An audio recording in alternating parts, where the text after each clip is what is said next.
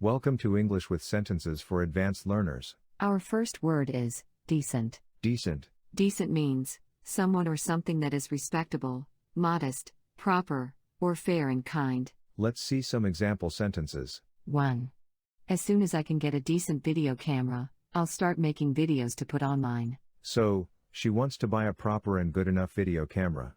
As soon as she does that, she will start making videos. Here, decent means proper. 2.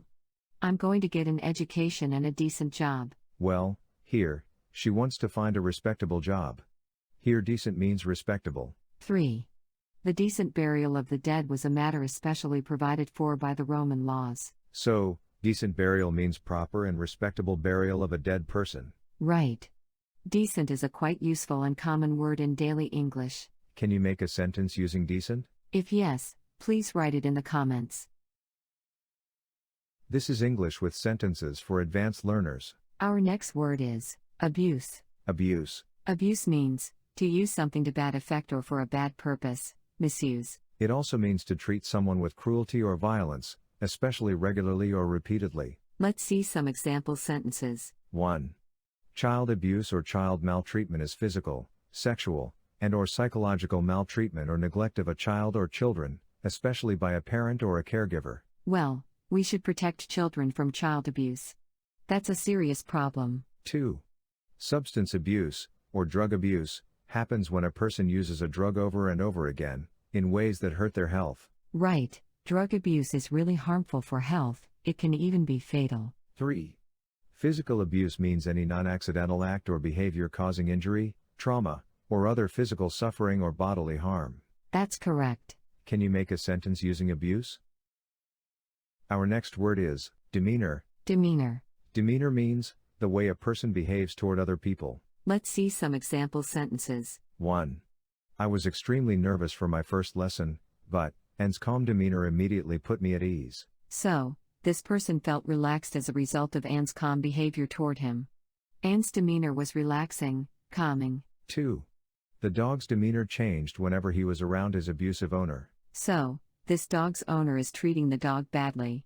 As a result, when the owner is near the dog starts to act strange. 3. I loved the way you handled last week's crisis with your calm, cool, and confident demeanor. So, last week, during a crisis, this person acted in a calm, cool, and confident manner. His demeanor was calm, cool, and confident in the case of a crisis. Can you make a sentence using demeanor? If yes, please write it in the comments.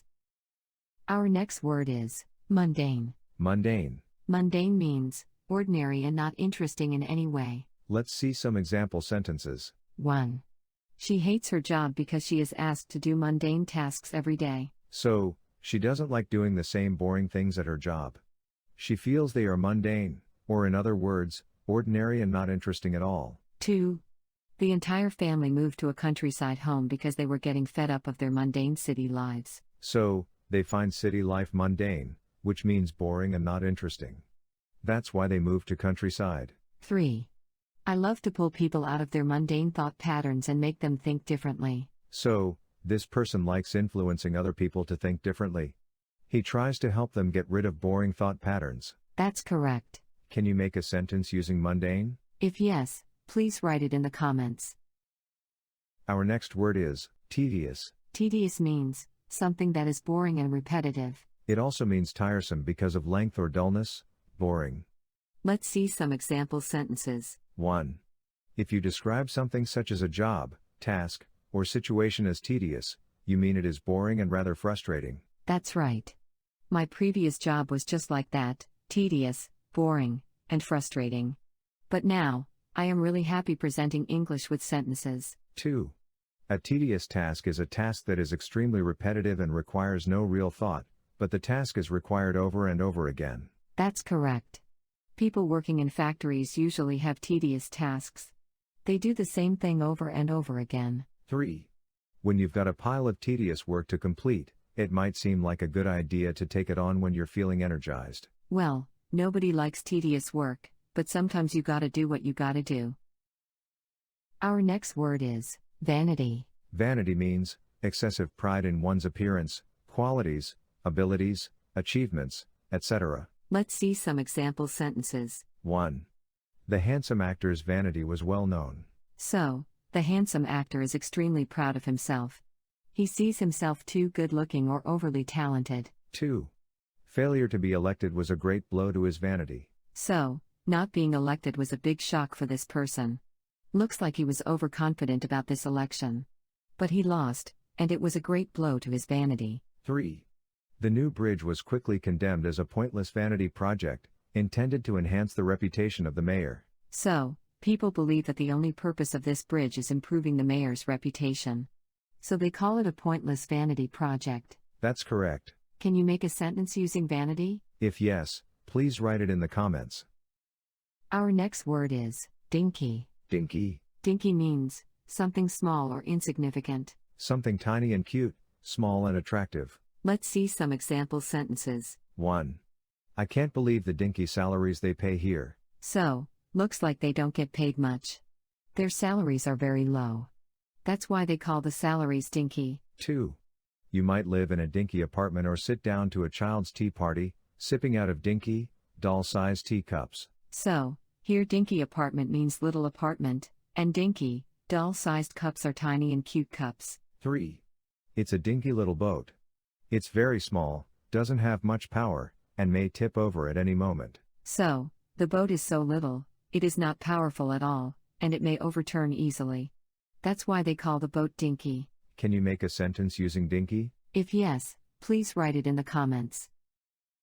Our next word is loath. Loath means to be unwilling, reluctant to do something. Let's see some example sentences. 1. She was loath to tell her name to that strange man. So, she was reluctant to tell her name. She didn't want to tell her name to that strange man. 2. I am loath to tell him the truth because I know he'll get angry. So, he doesn't want to tell him the truth, because he knows he will get angry. He is unwilling to tell the truth, he is loath to tell the truth. 3.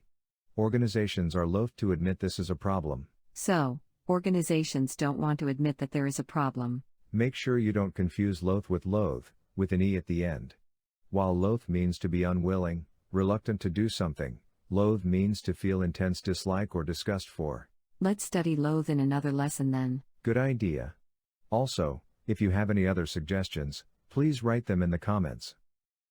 Our next word is obnoxious. Obnoxious means being unpleasant in a way that makes people feel offended, annoyed, or disgusted. Let's see some example sentences.